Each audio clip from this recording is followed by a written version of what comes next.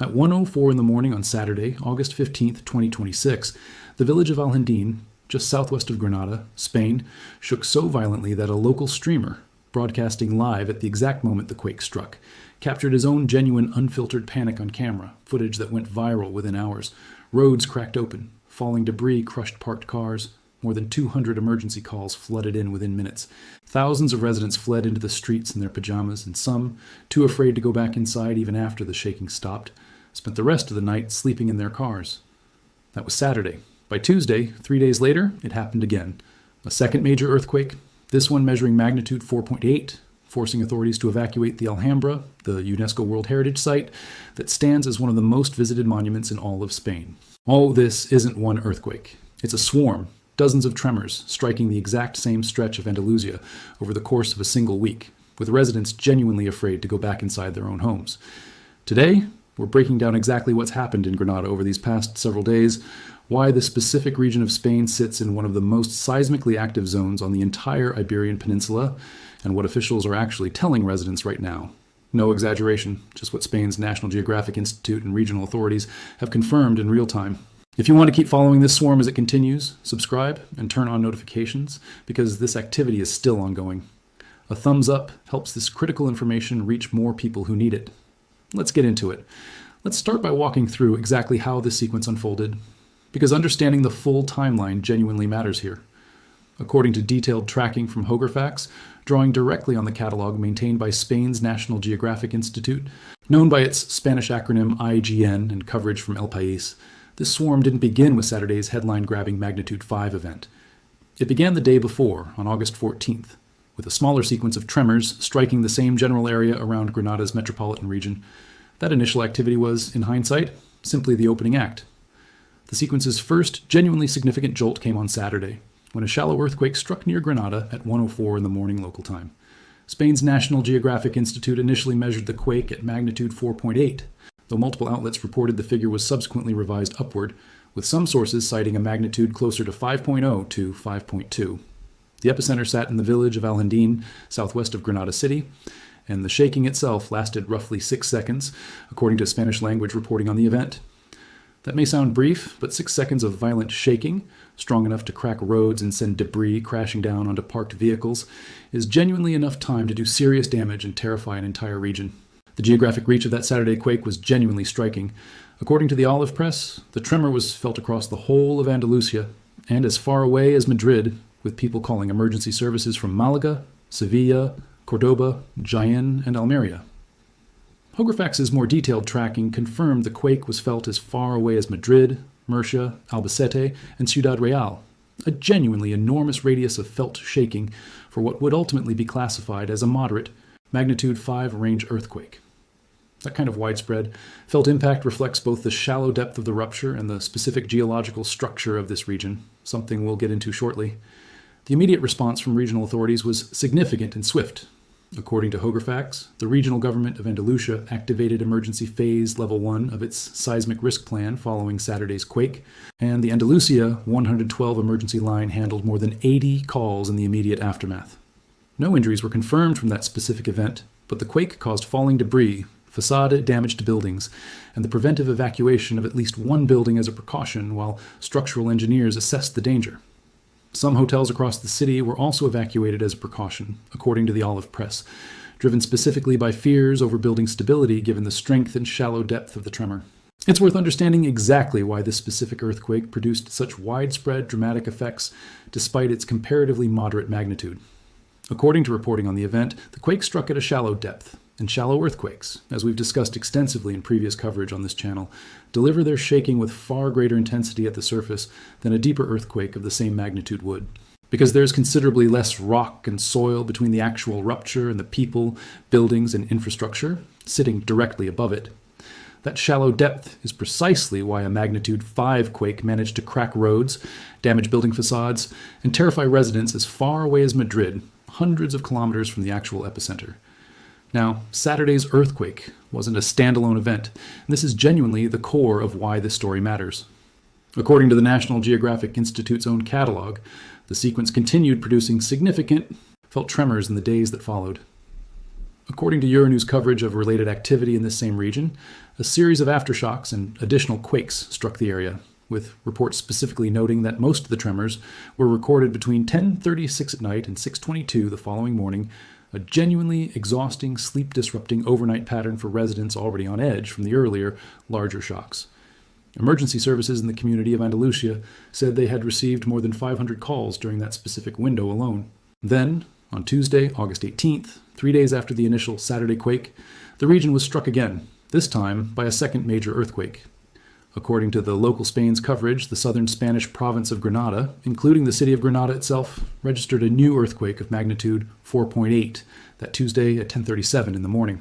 Its epicenter was located northwest of the municipality of Gójar, a short drive south from Granada's city center. Essentially the same general cluster of towns, Alhendín, Las Gabias, Gójar, Gójar, and Otura, that together make up the Granada metropolitan area's most seismically active corridor. That Tuesday quake's magnitude was itself revised upward, from an initial reading of 4.6 to a final 4.8, and it struck at a depth of just 5 kilometers, genuinely shallow, and according to the local, one of the strongest tremors recorded so far within this entire ongoing sequence. The human toll from Tuesday's quake specifically was directly confirmed by regional authorities. According to the local Spain, the Andalusian regional government confirmed that 3 people sustained minor injuries as a direct result of that Tuesday earthquake. And in a detail that genuinely captures just how seriously the swarm is being treated by cultural and heritage authorities, Granada's iconic Alhambra Palace and Fortress, a UNESCO World Heritage Site and one of the most visited historic monuments anywhere in Spain, was evacuated as a precaution, with visits suspended for the remainder of that Tuesday. Visits specifically to the Nasrid Palaces, the most architecturally delicate and historically significant section of the entire complex, were also suspended. Though the Partal and General Life Gardens, the more open, less structurally vulnerable sections of the site, continued operating normally while specialists worked to assess the impact of the earthquakes on the complex's older, more fragile structures. It's worth understanding exactly what makes this specific pattern of activity a genuine seismic swarm in the precise scientific sense of that term, rather than simply a large earthquake followed by ordinary aftershocks. According to Hographax's detailed explanation, what Granada province has been experiencing is specifically defined as a seismic swarm, a sequence of multiple earthquakes occurring in a small geographic area over a relatively short period of days, without necessarily following the classic pattern of a single dominant main shock followed by a clean, predictable decay of smaller aftershocks. That distinction genuinely matters for understanding both how this sequence has behaved and why it's proven so difficult for residents and officials alike to know when, or whether, the activity has actually run its course, since a swarm doesn't follow the same reassuring, gradually declining pattern that a traditional main shock-aftershock sequence typically does. Now let's talk about why this specific stretch of southern Spain is so genuinely capable of producing exactly this kind of sustained seismic activity, because the underlying geology here is worth understanding in real detail. According to Hographax, Granada, along with the rest of southern and southeastern Spain and part of the Pyrenees, sits in the country's most seismically active zone, a region whose activity is driven by ongoing friction and convergence between the Eurasian and African tectonic plates. That's genuinely the same broad tectonic boundary responsible for producing some of the Mediterranean basin's most historically significant earthquakes, from Italy to Greece to North Africa. A boundary where the African plate is slowly, continuously pushing northward against the Eurasian plate, generating stress that periodically releases as exactly this kind of seismic activity across the entire region.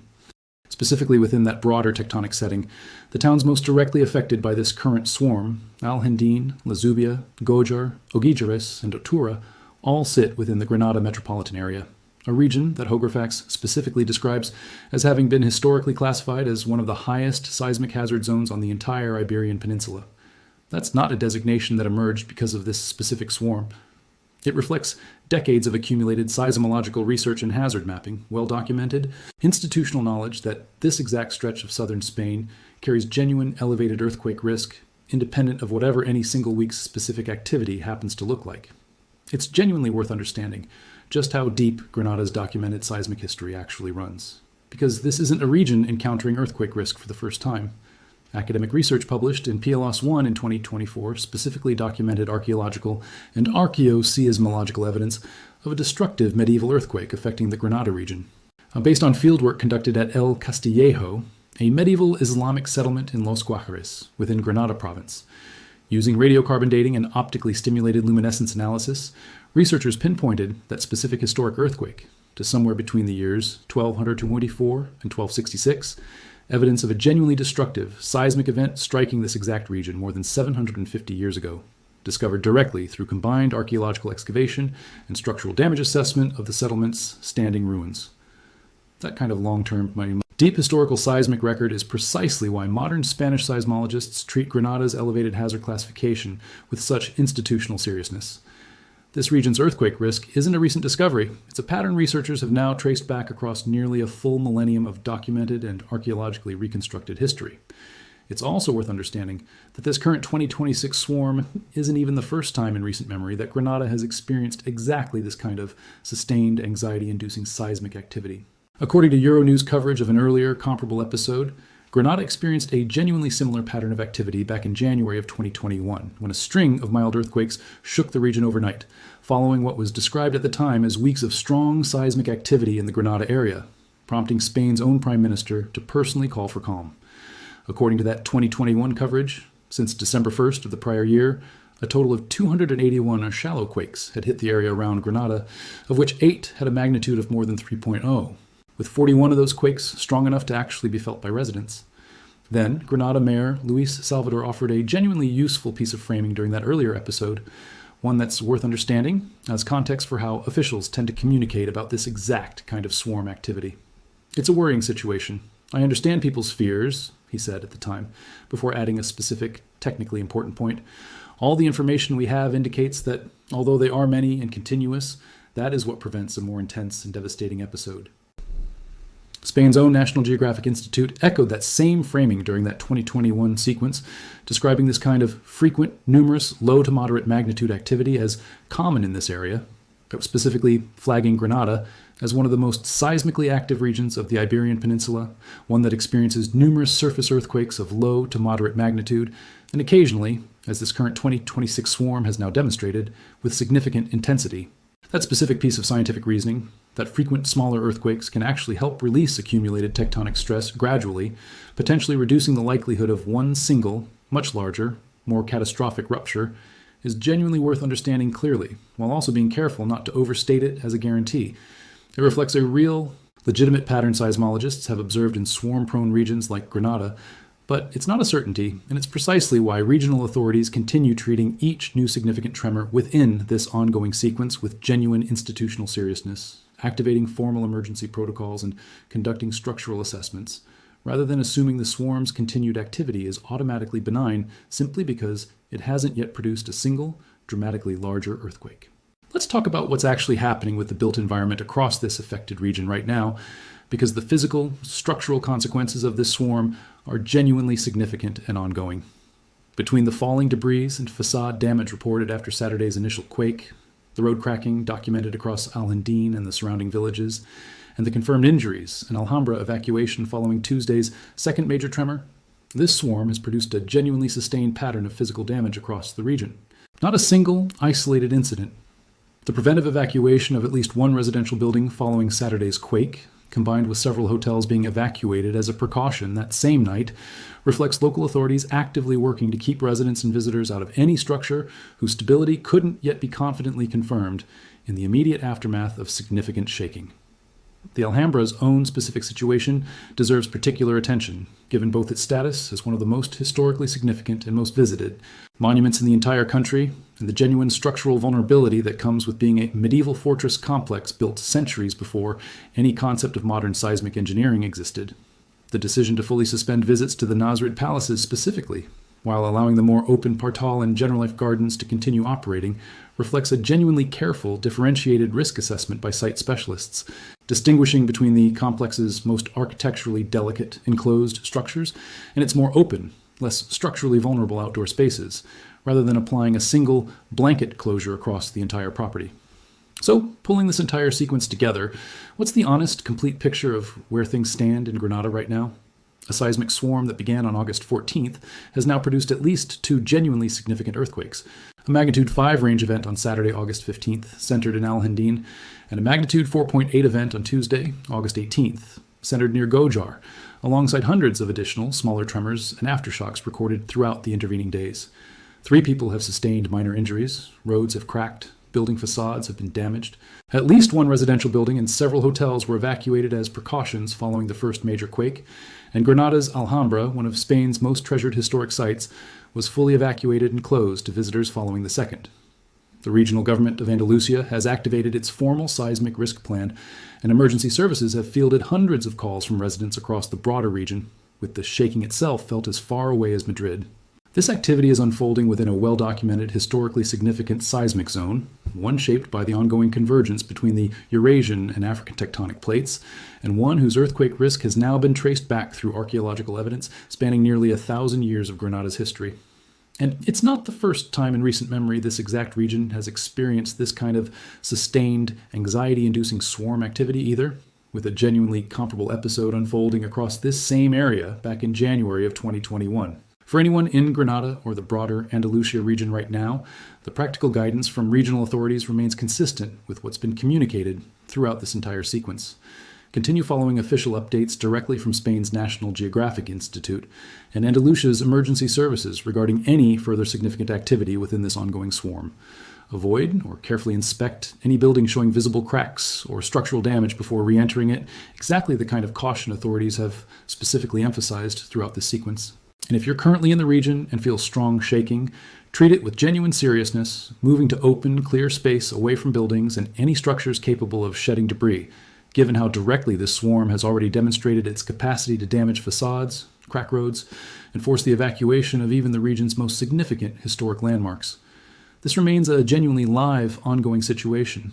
Seismic swarms of this kind don't follow a predictable, clean timeline for resolution, and Granada's own documented history, both from this specific 2026 sequence and from the comparable 2021 episode before it, suggests this kind of activity can continue producing new, individually significant tremors for days or even weeks, before finally settling back into the region's ordinary, quieter background level of seismicity. We'll keep tracking this swarm closely and bring you updates as new activity continues to develop. Subscribe so you don't miss it, and drop a comment letting me know if you're in Granada or anywhere across Andalusia right now, and what this sequence has actually felt like living through it. Stay safe, and I'll see you in the next one.